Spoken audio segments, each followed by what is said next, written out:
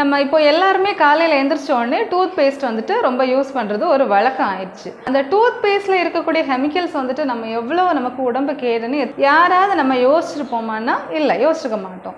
அது காமனாக யூஸ் பண்ணக்கூடிய ஒரு பேஸ்ட் தானே, அதில் என்ன இருக்க போகுது அப்படின்னு நம்ம கேஷுவலாக விட்டுருவோம், அதை கண்டுக்க மாட்டோம். ஒரு 3 கெமிக்கல்ஸ் வந்துட்டு டூத் பேஸ்ட்டில் யூஸ் பண்ணக்கூடியது நம்ம உடம்புக்கு வந்துட்டு ரொம்ப கெடுதல் வரும். அதாவது first SLS, sodium lauryl sulphate அப்படின்னு சொல்லக்கூடிய ஒரு கெமிக்கல்ஸ். இது காமனாக எல்லாருக்கும் தெரியும். நம்ம SLS இல்லாத ஷாம்புவாக பார்த்து வாங்குங்கன்னு சொல்லிட்டு நிறைய நம்ம அட்வர்டைஸ்மெண்ட் கேட்டிருப்போம். அதே ஷாம்பில் யூஸ் பண்ணக்கூடிய அந்த SLS வந்துட்டு டூத் பேஸ்ட்டில் நிறைய ஆட் பண்ணுவாங்க. அந்த SLS எதுக்கு ஆட் பண்ணுவாங்க அப்படின்னா, நல்லா நுர வரணும் அப்படின்னா SLS வேணும். இப்போ ஃபார் எக்ஸாம்பிள், இப்போ வந்துட்டு ஒரு பெட்ரோல் உற்பத்தி பண்ணக்கூடிய அந்த இடத்துல வந்துட்டு பெட்ரோல் வந்துட்டு பிசு பிசுக்கு இல்லாமல் இருக்கிறதுக்கு இந்த SLS ஆட் பண்ணுவாங்க. அதே மாதிரி இந்த மெக்கானிக்கல் ஷெட்டெல்லாம் வேலையெல்லாம் முடிச்சுட்டு லாஸ்ட்டில் வந்துட்டு இந்த SLSஐ யூஸ் பண்ணி க்ளீன் பண்ணுவாங்க, அந்த கரையெல்லாம் போகிறதுக்கு. ஸோ அந்த SLS வந்துட்டு ரொம்ப மோசம். நம்ம அந்த SLSும் ப்ரஷ் பண்ணும்போது அதை நம்ம சலைவா வழியே உள்ளே போயிட்டு வயிற்றில் HCl ஒரு ஆசிட் வந்து செக்ரேஷன் ஆகும். அந்த SLSும் HClயும் சேர்ந்து என்ன பண்ணும் அப்படின்னா, வயிற்றில் வந்துட்டு புண்ணு, குட்டி குட்டியாக புண்ணு வர வைக்கிறது. அது நாளாக ஆக அல்சர் குறையாமல் இருக்கிறது ஒரு காரணம். அடுத்தது நம்ம வாதம், பித்தம், கபம், இந்த 3த்தையுமே அது வந்துட்டு சீர்குலைக்கும்.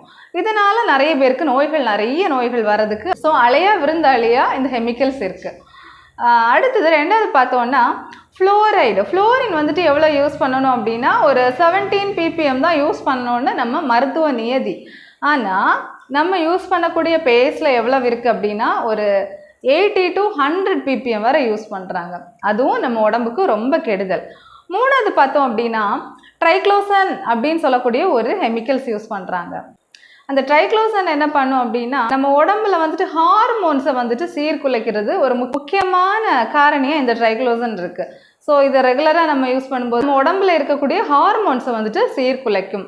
ஸோ முன்னாடியெல்லாம் பார்த்தீங்கன்னா, முன்னாடி காலத்துல எல்லாம் எப்படின்னா, நம்ம உமிக்கறி யூஸ் பண்ணதாக இருக்கட்டும், ஹெர்பல் பவுடர் யூஸ் பண்ணதாக இருக்கட்டும், எல்லாருக்குமே ஞாபகம் இருக்கும்.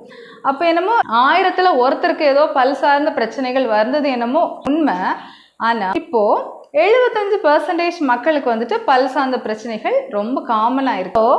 நான் டூத் பேஸ்ட் யூஸ் பண்ண வேணான்னு சொல்லலை, ஆனால் நம்ம யூஸ் பண்ணக்கூடிய டூத் பேஸ்ட்டில் என்னென்ன கெமிக்கல்ஸ் இருக்குது அப்படின்னு நம்ம தெரிஞ்சுக்கிட்டு யூஸ் பண்ணுறது நல்லது. SLS எல்லாம் இல்லாத டூத் பேஸ்ட்டாக நீங்கள் வாங்குறது ரொம்ப நல்லது. ஸோ எப்போவுமே நம்ம இன்க்ரீடியன்ஸ்லாம் செக் பண்ணி வாங்குறது ரொம்ப நல்லது.